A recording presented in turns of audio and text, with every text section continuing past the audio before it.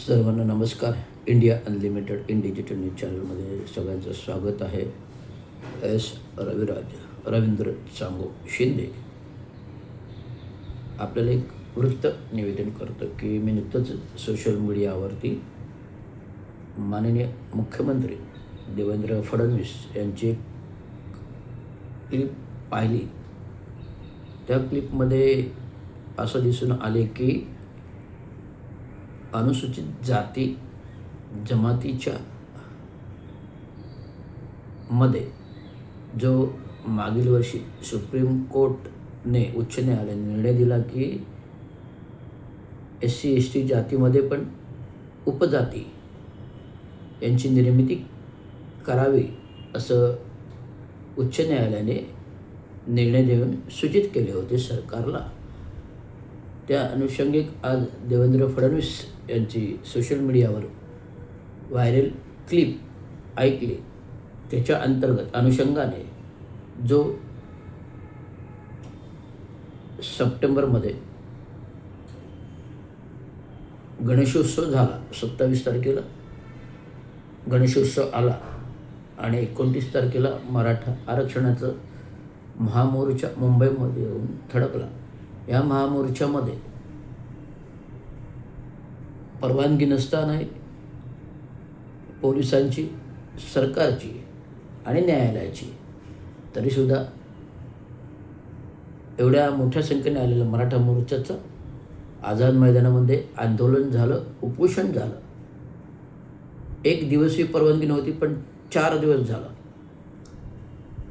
29, 30, 31, 4 दिवस झालं आणि न्यायालयाने सुद्धा या आंदोलनास बंदी आणली आणि न्यायालयाने तात्काळ आझाद मैदान रिक्त करा असे आदेश दिले. पोलिसांना आदेश दिले. पोलिसांनी नोटीस बजावायला गेली होती. हे सर्व होत असताना वातावरण चिघळू नये असं कुठेतरी वाटत असताना शासनाने ज्या न्यायमूर्ती शिंदे या कमिटीने विविध फलश्रुती काढून जी उपसमितीचे अध्यक्ष माननीय मंत्री विखे पाटील यांची नियुक्ती होती. या उपसमितीचे अध्यक्ष आयोगाच्या विखे पाटील आणि शिंदे आयोग कमिटीने अभ्यास करून जो काही GR बनवला, त्या GR अंतर्गत ज्या काही 7-8 कंडिशन होत्या, त्या मुख्यतः 7 कंडिशनमध्ये जो राहिलेला आरक्षण कुणबी मराठ्यांचे प्रमाणपत्र लागू करण्याची प्रक्रिया चालू करावी आणि कुणबी आणि मराठा एक असल्याचे आदेश द्यावे आणि मराठ्यांना आणि कुणबी मराठ्यांना OBC मधून प्रमाणपत्र देण्याची सुरुवात करावी आणि हैदराबाद गॅजेटसाठी 1 महिना आणि सातारा गॅजेटसाठी 1 महिना, हैदराबाद गॅजेटसाठी 1 महिना आणि सातारा गॅजेटसाठी 2 महिने याची अंमलबजावणी करण्यात येईल. आणि ज्या आंदोलकांवर केसेस झाल्या मराठा आरक्षणाच्या आंदोलनाच्या वेळेस, त्यांच्यावर गुन्हे दाखल झाले, ते मागे घेण्यात येतील. आणि ज्यांचा या आंदोलनाच्या दरम्यान मृत्यू झाला त्यांचं पुनर्वसन करून त्यांना भरपाई देण्यात येईल असं सूचित करण्यात आलं या GR मध्ये. परंतु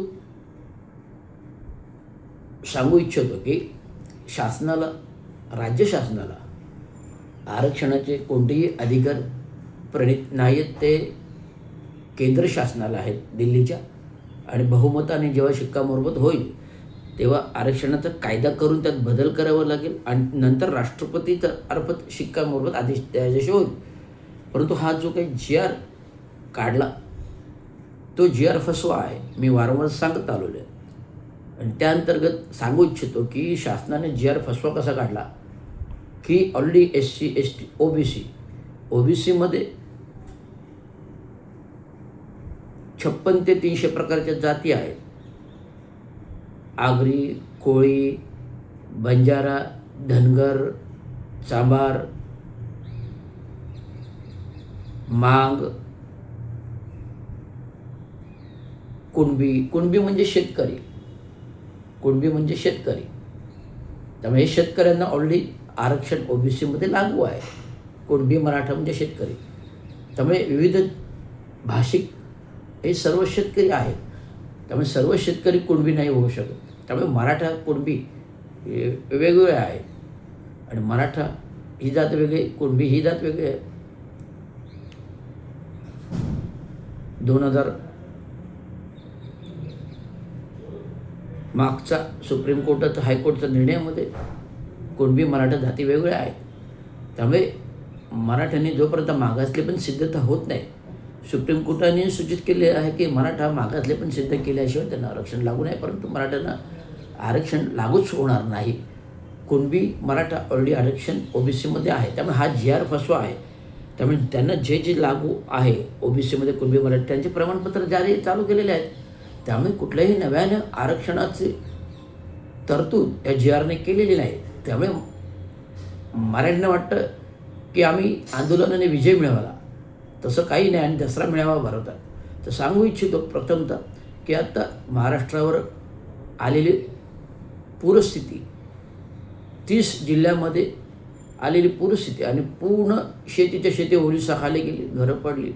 यांना आर्थिक मदत, आर्थिक नुकसान झालेले भरून काढण्यासाठी सरकारची मदत तोकडी पडत आहे. म्हणून जनतेने यांना मदत करावे. कुठलेही मेळावे भरू नयेत, कुठलेही उत्सव साजरे करू नयेत. जे जे नवरात्र उत्सवाचं सीझन चालू आहे, या नवरात्र उत्सवानं माझा सूचना वजा, उपदेश वजा विनंती आहे की आपल्या नवरात्रोत्सवावर बडेजाव न करता, खर्च न करता, ह्याची जी काही तरतूद आहे उत्सवांच्या दरम्यानची, तो निधी आपदग्रस्तांना, पूरग्रस्तांना वळते करावं.